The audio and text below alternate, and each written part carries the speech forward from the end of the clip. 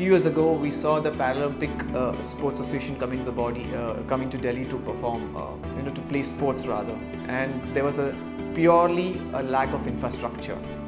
There were no ramps to make people go up or come down. They made amazing buildings, but there were no staircases or any kind of lift or any kind of infrastructure would enable a person on a wheelchair to move about. So that was one.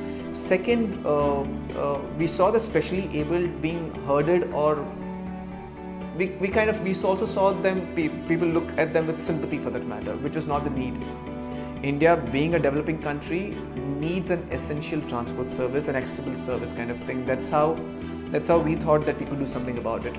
If you go to a developed nation in the UK, in Europe for that matter, or Americas, everybody is treated equally. You may be on a wheelchair, you may not be on a wheelchair, but the infrastructure is created with the thought in mind that I'm going to cater to each and every person who's entering this compound, this building, or wherever.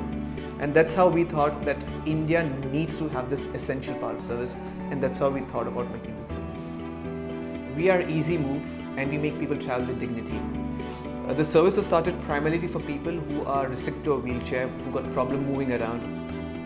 When we started the service, we thought the actual users would be people who are specially able. But the scenario changed over a period of time when we saw 80% of our clients are made up of senior citizens. Accessible transport, as the service is called, needs to be made essential in the country. And that's how Ezy Mov was started, kind of thing. The whole objective of making people travel with dignity. When we started this company, we didn't have much funds. So whatever we put in, was it from our own, we dug into our pockets. My partner Rajesh had to kind of mortgage his office to get the funds. And finally we knew that this being a capital intensive business, we would require a regular stream of funds. We started taking overdrafts from banks. Then friends and family, they are the biggest support.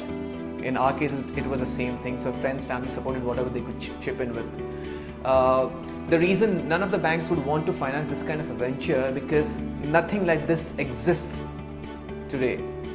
And you're trying to kind of get money for some kind of a business which doesn't have any information in the public domain. In other words, there is no number anywhere on the internet or in anybody's knowledge which will say, oh, this industry worth a few thousand crores for that matter.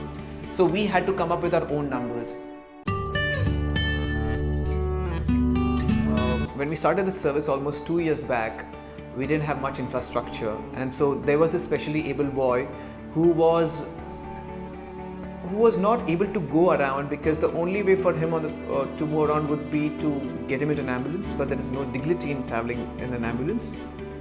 So the family used to kind of hire 2 people, pick him up on the wheelchair, put him in a small tempo, and tie the wheelchair with ropes and make him move around.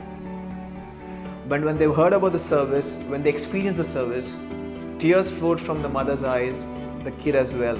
And that was the most memorable moment in our lives as a company, kind of thing. So that's what the 4 partners, directors kind of found out. So that's very close to our heart.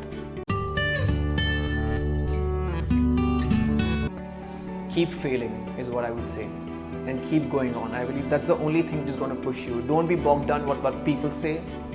If you believe that you have the right business, you have the right idea that can make a change in this world, you're definitely a winner. There are a million ways to do it, but you need to do it. So somebody will back you up, somebody will not. But if you think you have the faith, and if you think you'll make the difference, you will make the difference. So just go for it and fail fast, learn fast, and you will succeed.